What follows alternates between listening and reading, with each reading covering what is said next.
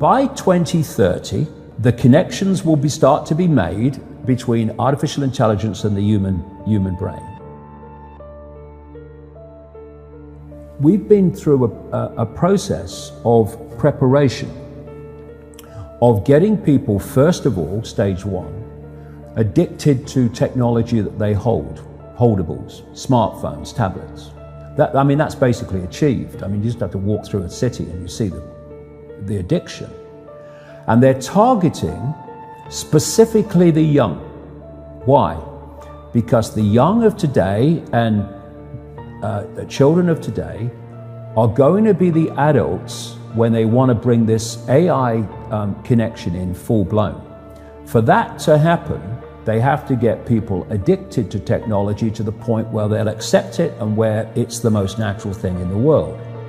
And it's happening in front of our eyes. The first stage is to get people addicted to technology to the point where, at the most extreme, they'll get up in the dead of night and they'll queue, stand in line outside an Apple store to get the first of the new technology. And what they want eventually, and not too distant into the future, is people basically lining up to be connected to AI. In the same way that people in Sweden now are having parties to celebrate someone being microchipped, right? All this connects.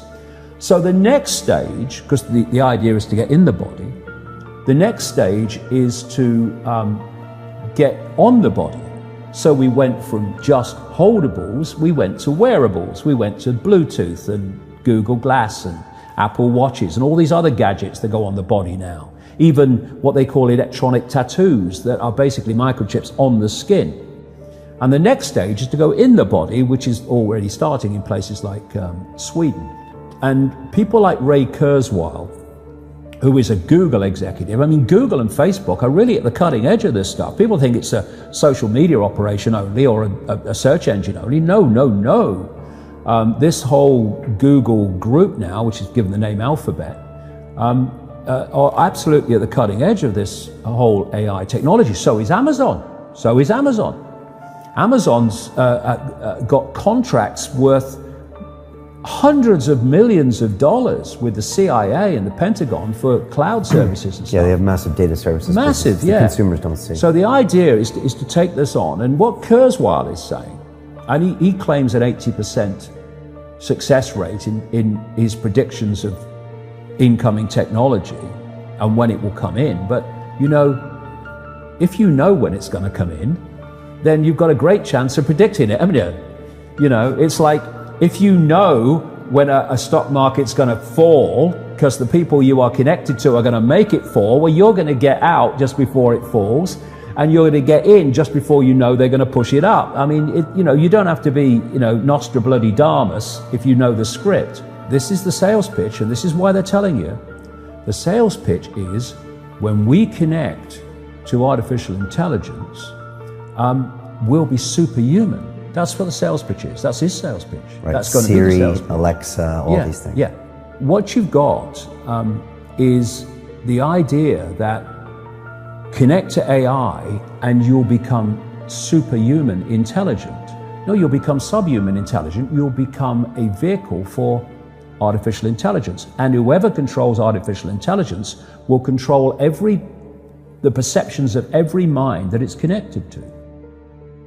If you're going to make a physical connection with AI, you're not going to do that on a mass scale until you've made a psychological connection.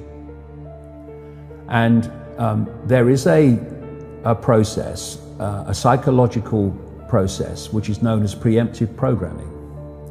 Preemptive programming is this. You're going to usher in a world that is so different, so dramatically different to what anyone's been used to, that you're going to have an obvious resistance purely by the chasm of difference between the world people are used to and the world you're taking them into. A resistance that says, hold on a minute, you want to do what? What? So you prepare them for it through preemptive programming. You put out a stream of movies out of elite-controlled Hollywood. You put out television programs, you put out books, you put out all these things that basically portray the world you want to take people into.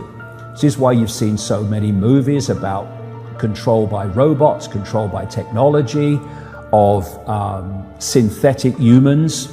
You have the dystopian society being portrayed and portrayed and portrayed. And what that's doing, it's making the subconscious, to an extent the conscious mind, familiar with the world you want to usher in. So when you literally start to bring it in, there's not that chasm that there would have been before. There is almost a familiarity with it because you prepared people by portraying it over and over again in movies. Another part of this psychological connection with artificial intelligence, so we'll accept the outcome that I've talked about, is these Alexas and these Echoes and these so-called office assistants or personal assistants. You start to interact with them as if they're human. And now they're bringing in internet-connected toys for kids, even little kids, and Barbie dolls that they can actually have conversations with artificial intelligence. They're now bringing in these robots that are, these synthetic robots that are looking more and more like humans, a lot of them coming in from the East. And this is a whole psychological process of familiarizing us with artificial intelligence, to getting people to interact with it until it becomes the most natural thing in the world. By 2030, the connections will start to be made between artificial intelligence and the human brain. And the human brain will be connected to what he calls the cloud.